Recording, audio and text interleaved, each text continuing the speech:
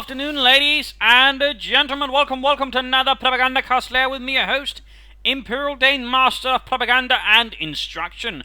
Off here to have a look at bunkers, since that's apparently a bit of a request there. There's, of course, also cover fighting positions, largely more or less the same things, some slight differences, but overall, again, same idea. You know, how to place them was the question.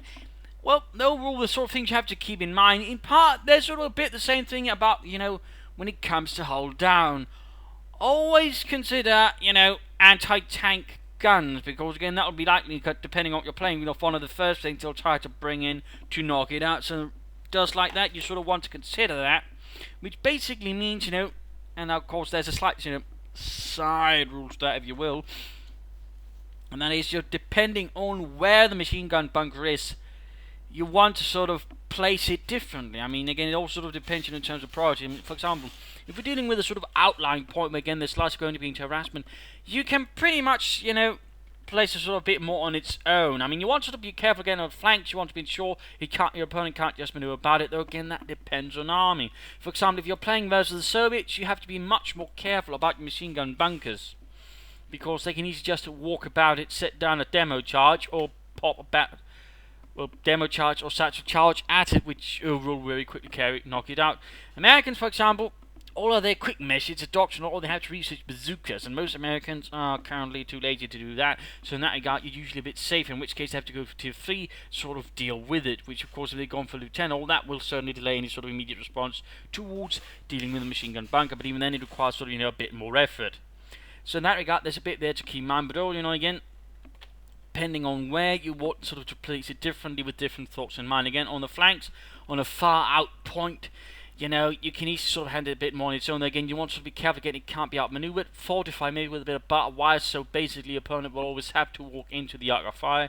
In that regard, of course, you got this. So for example, say, in theory here, you'd place some barbed wire around here. Nothing here, because again, they can't avoid it here. In that regard, again, they sort of want to go from here. Again, they can't immediately there, and you might also want here, for example, so they always have to stay in the arc of fire. I mean, try to do things like that as much as possible. That way, sort of ensure you can't just easily outmaneuver the machine gun bunker, and of course, you also make sure they stay within the arc of fire, thus maximizing the potential. And again, for example, here with victory point, where most of the time, harassment will happen, you can easily sit it on. For example, you maybe consider it here, have it there, and then maybe wire off bits here so they can't just easily outmaneuver it.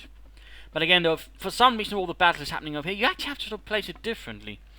And you might ask why is that? And again, that's because anti-tank guns, again, they're less likely to just bring out the heavy equipment to sort of deal with something on the flank, in which case they have to protect it, because then you could strike out, quickly grab it and go, oh, look at that, I've got myself an anti-tank weapon. And of course, this also applies to fighting positions. While we're at it, I'm just saying machine gun bunker because it's a lot bloody easy. And again, fighting positions are defaulting. Of course, with fighting versus the Germans, with them, it's basically anti-tank guns, Panzerschrecks you have to worry about. And again, in part, there's a bit going to be the same here again with anti-tank guns. You sort of want to ensure it's not the immediate front line. I mean, there seems to be a slight thing there again, well, they ought to be part of the immediate front line because it's not a unit. They're a structure, and thus they should be able to soak up fire. Thing is, they can't really soak up fire very well. They're not movable, which actually means they should not be the immediate part of the front line. And they, in fact, should be sort of secondary. They should be covering the immediate front line. For example,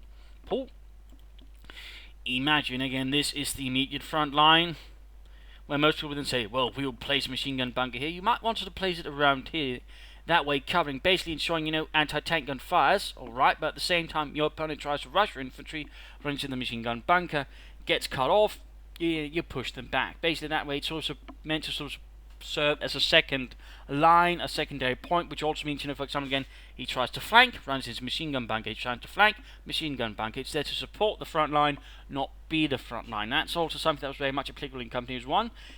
It can't really serve as, the immediate front line. If it's sort of, again, in the main sector of combat, it's there to support, to sort of cover up things. It's not there to sort of be it. And that's where your infantry belongs, on the front line. Machine gun bunkers and like support, so in case of a breakthrough, they can slow down things, meaning you can bring up a response, then throw back. Or, for example, cover versus flanks and the likes. They're not supposed to be there because, again, they'll be the first thing to go down in an assault, and they'll go down very quickly without doing much. Whereas if your infantry is there to draw and fire, more maneuvers become complex, and machine gun bunker has a chance of then aiding you doing so. And it also certainly, for example, again, make it more difficult for your opponents to use close quarters troops to get in close. Again, they'll get suppressed. You can then easily pick them off. So in that regard, consider again, where are you placing it? And again, considering, the line of assault, or, and everything else fails, consider, what would I do if I had to attack it? And again, in that regard, usually most players will go, I think I shall grab a weapon which could deal with it safely, or, run up with enough rockets to clear it out. Either way, again, that means, in again, a frontal line position, you want it behind. Not at this front, behind. And again, in that regard, again, they can't just easily bring up anti-tank guns to clear out, because if they were for inexplicable to do that, they come within firing range of the infantry. So in that regard, consider bunkers when it's in sort of mainline positions, part there to support the front line, but not be it or serve as a secondary line. You can sort of pull back to a support, whatever, either way. A bit more interaction there. Again, on the flanks, you can sort of stand out their front line, because again, they're less likely to sort of immediately drag something at short tanks, but again, that's going to be later in the game. In those cases, you might have tanks of your own by that point to sort of deal with it, or you might consider mines to sort of further support it. But again, in main reason, again, it's easier there because, again, it's harassment. It's just a guy or two most of the time. And again, if you were to really divert a large amount of resources to deal with that, again, he's going to have to abandon the center or whatever else. And again, that means in the main combat zone, you suddenly have the advantage. So there's a sort of slight series of calculations there in terms of power you have to keep in mind. And again, that's also in part why the bunker's not really going to do sort of immediate at the front line. So you can sort of keep that in mind. I think you'll sort of find yourself making a lot more usage of the machine gun bunker. Try to set them up, for example, to cover flanking paths that might sort of immediately happen. Set them up to sort of support the immediate front line. Cover sort of vital points on the flanks where there's just like going to be a rush, in which case they'll be easily able to lock it down without you having to manage it very much. Consider barbed wire to sort of further fortify it. Again, make it harder to sort of outmaneuver them, get around them, or get behind them. Use mines as well. Again, a good defense is not just one thing, it's a series of things working together.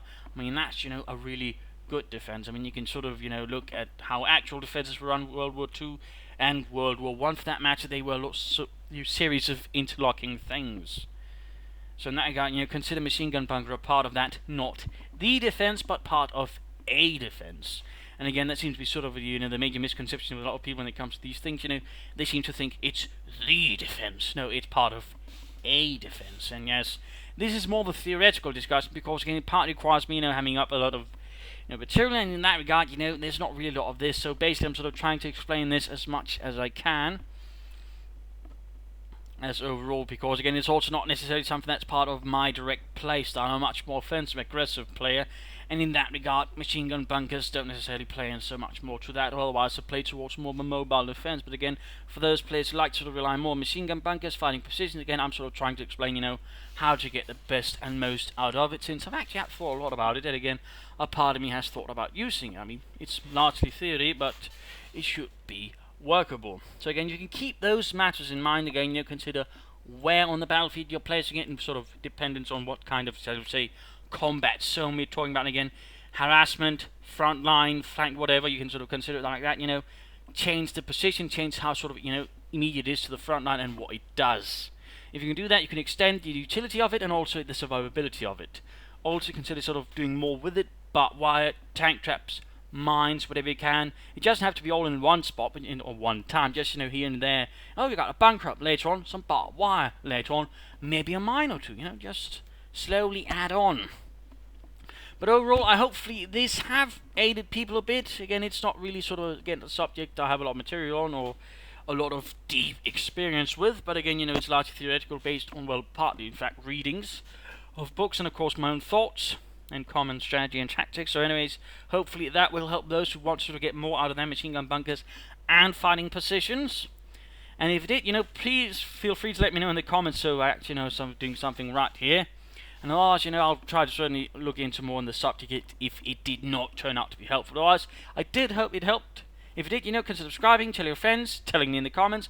And if not, also let me know, and I'll see if I can sort of put out a more comprehensive video. But anyways, thank you all, and of course, feel free to put down suggestions in the comment section as to what you'd like to see.